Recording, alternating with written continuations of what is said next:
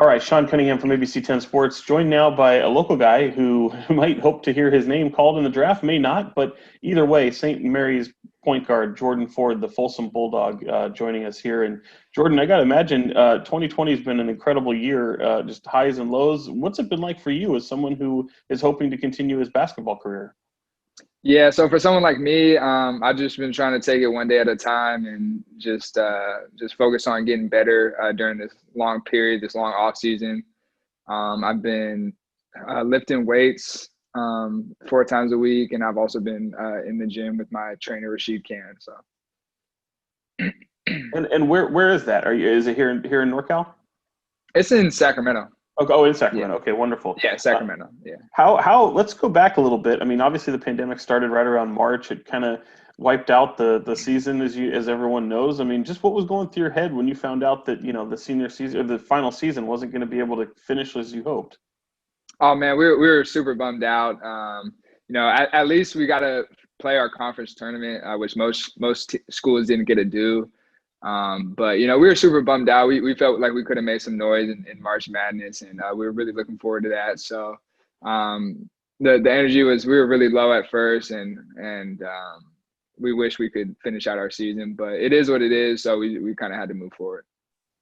I mean, I know it's tough to predict, I guess, but I mean, if you looked at the way you guys were playing, was there anything you guys felt you couldn't accomplish? What would have been a realistic finish for you guys? Oh man, I definitely think we could have made a real run, like a Sweet 16, or hopefully if we played really well and we were really clicking like Elite Eight, and we would have pushed to try and win a championship, of course, just like every team would. But I definitely think we could have definitely made a Sweet 16 run for sure. How much did you enjoy just kind of the attention that the Gales were getting, and it was largely in part for the work you were doing on the court? Oh yeah, no, it was really good attention for us, and it was a whole team thing. So everybody was kind of clicking that season. We had returned a lot of players from the year before, so we had a lot of experience. So we just took that and ran with it.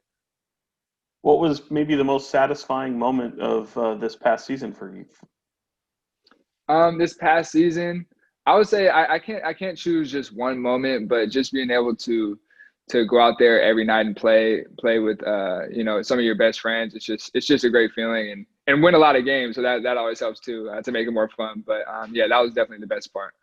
It was fun for me locally here, being in Sacramento, being able to cover you in high school, and then see you kind of make that jump to the St. Mary's and play for a coach like Randy Bennett, who personally I have a lot of respect for, and I know he means the world to you. And just hearing some of the things that he was saying about you, just how much did he help your growth to make it from that, that high school kid to this college professional? Yeah, so he definitely helped me, especially on the defensive end. He always preached to me that I had to get better on the defensive end, and we worked on that a lot my freshman year, and by my sophomore year, I feel like I was a lot better on the defensive end. And he just made sure that I brought it every night, and whether it was in practice or in games, and of course also like little tips that he would give me as well. So I absolutely love playing for Coach Bennett. That's great, and I think to me it was a thrill to be able to see you take the court here in Sacramento as a member of the Gales at Golden One Center and catch up to you there. Where did just that kind Mhm. of rank among just kind of the coolest moments for you in college? Oh man, that was up there for sure. Just to be able to come back home and play in front of some hometown people that wanted to come out at our home arena. So it was definitely up there for me in my top moments. So I'm so happy that Coach Bennett was able to schedule that, and I also got to play against my one of my best friends, Noah Blackwell, too, who's also from Sacramento. So I think it worked out really well. It's so funny being here in Sacramento. Every time I hear your name or his name, I immediately hear the other person. Like, you guys are for some reason connected all the time. You guys had a lot of battles when he was at Yeah. Wood Creek. I mean, how fun is that little rivalry and friendship for you guys? It's really fun. It started when I was in third grade. We played on the same AAU team, and we've been really good friends since then, like basketball training partners, stuff like that. So we still work out to this day. Like I'll see him tomorrow at the gym. So it's just been really fun. So it was good to match up in college because I know we both wanted to do that. I mean, would you guys going that far back in your childhood? I mean, were you always squaring off against each other? What was the question? One more time. Just going back as long as you've known Noah, were you guys always Yeah. competing against each other, even though you were on the same AAU team? Were they always saying, okay, Noah, Jordan, go? Oh yeah, yeah. Kind of like I know one year we both played for my dad for this AAU team, and we kind of just shared like the 1-2, and it was a lot of fun. I wish I could have played with them a little more. So like maybe in high school or something, that would have been a really good 1-2 punch. So it's always fun playing with them and playing against them as well.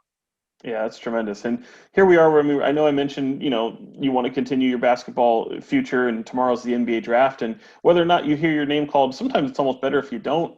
For people who are kind of in that, in that range, there's been so many guys that have come up through the G League, undrafted free agents, and we were looking at the Miami Heat and just what they were able to accomplish this year. And they're full of players like that. How do you approach tomorrow's draft? I mean, I know it'd probably be a thrill to hear your name called, but just what are you thinking? Oh, definitely. It'll definitely be a thrill to hear my name called, but I know if I don't get drafted, it's not the end of the road for me to, try and make it in the NBA. So um, if I get drafted, it's great, but if I don't, then it's an opportunity for me to pick my own situation of where I want to be with the teams that want me.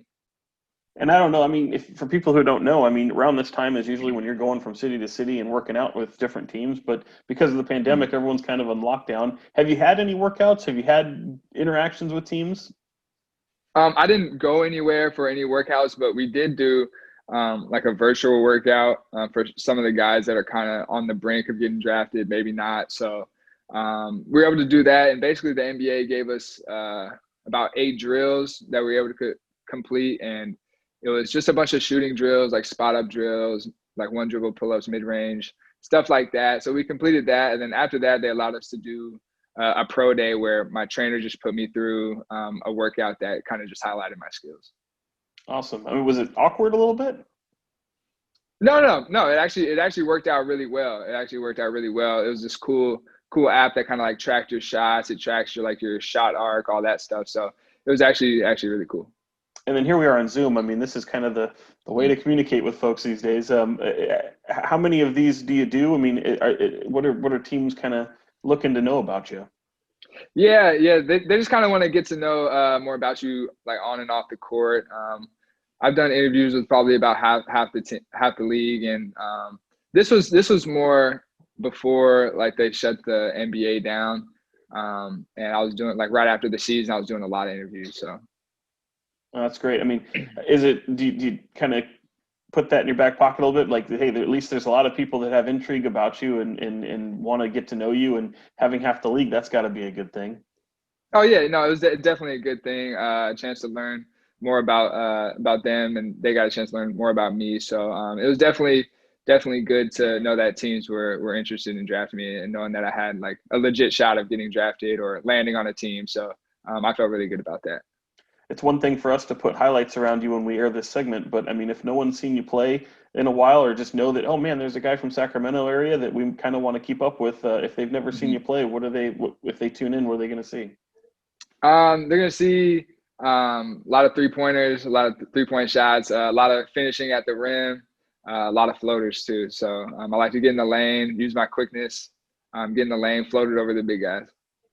Your handle has always been something that has just stood out to me, and I know I've heard people talk about Steph Curry and the way he's improved his handle when he came in from the Mhm. league and from Davidson, and here you are, and everyone says, "Oh, he's like Steph Curry," and I always wonder, is it because he's where Steph Curry is now at the handle, or is it because he has to get better? And I always say, no, he's right there. I mean, where Mhm. does that kind of come from?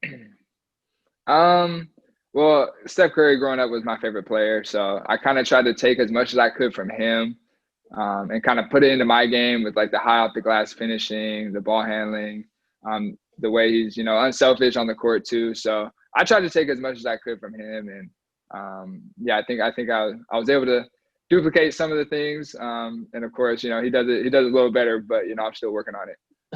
Well, the one thing you showed too is that you don't really have a cap on your range. I mean, you're not shy about hoisting it. Does that come from not only your my admiration of Curry, but just as well as just having that ultimate? Does he kind of give you that, knowing that he's been able to do that in his career? Does that kind of give you leeway to feel like you can do the same? Oh, definitely, definitely. That's kind of where the game is going now. You got to be able to shoot the deep three. So, and I kind of learned that when I was, a young kid watching him at Davidson. I was like, man, he shoots it from really deep. So that was something that I definitely wanted to add in my game as a young kid. And obviously, when you go through a draft process, there's everyone talks about your strength, but then also weaknesses. What for you is the biggest area of improvement for yourself? I would say I would have to improve on just getting stronger and getting used to the speed of the game. Once I get to the NBA level, just a quick adjustment there. And but yeah, just keep getting stronger. And I know it's gonna be a lot more physical once I get to that next level. So that's definitely something I'm gonna keep working on as my career goes along. I asked this question sort of already, but I wanted to ask it in a different way. Just in the event you do hear your name called tomorrow, and obviously it's not the end all be all, but if a team, is announced as Jordan Ford from St. Mary's, just what would that moment mean to you? Oh, it would definitely mean a lot. It's something that I've dreamt of as a little kid, and to hear my name called, it would be like a dream come true. So hopefully tomorrow I get to hear my name called. If not, I'm just gonna keep working, and hopefully I can get there another way. And you mentioned it being kind of a childhood dream. I'm curious Mhm. when you were in high school, Mhm. when was it the moment you're like, man, this could be actually a reality. I could actually do this. I'll definitely say I've kind of always believed that I could make it to that level, but I would say once I was like a sophomore in high school, I kind of realized that I really think there's a really good chance that I could be competing at the highest level. So I just knew that I just had to keep working and let the work speak for itself. That's awesome. And as I kind of wrap up here, Mhm. one of the things I wanted to point out that blew me away all season was just your efficiency and where you ranked, and to finish in the top five of efficient players in Division One. How much do you kind of hang your hat on that statistic more than most? I definitely hang my hat on that. Being a smaller player, you kind of got to be really efficient if you want teams to kind of take a look at you. So that's definitely something I hang my hat on, and that comes through training. So every time I shoot a shot, I want it to go in, and I think it should go in. So that's kind of where my mindset is on efficiency. Yeah, and what we've talked about, like you said, if the name doesn't happen tomorrow, there's other paths to get to an NBA team. Your Mhm. preference, though, would be NBA over overseas, G League possibly overseas, or how's kind of the ranking for you? Yeah, I'll definitely try and work my way up to the NBA first, probably for my first couple years in my career, and then if I'm not able to get in, a few years down the line, then I'll probably take a different route.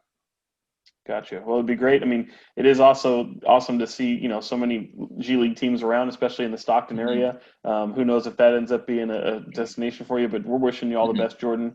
Can't thank you enough for joining me, and best of luck tomorrow. I'm really excited for what the future holds for you. Cool. Thank you so much. I appreciate you having me on. Yeah, you got it, Jordan. Thanks so much. Take care, man. Cool.